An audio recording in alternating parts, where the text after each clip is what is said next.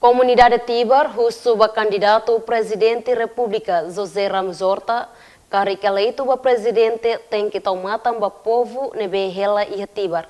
Também foi nebe tau e Tibar, lori moras ba sira no hamate na labarik barak. Questão ne fossai husi Juventude Tibar Fatima Auria Ximenes benhira candidato presidente da República com número sorteio ida José Ramos Horta halau campanha door to door iha Tibar quarta ne. Problema pokoknya mah agora orang tiba suruh sampah.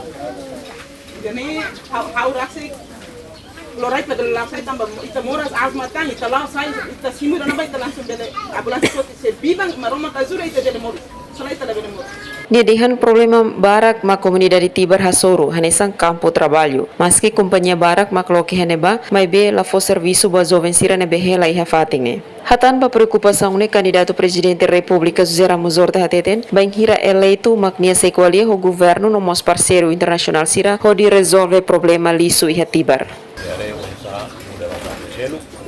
Com tecnologia bom para a reciclagem. Altere o governo, com entrada uma, ora tem entrada final,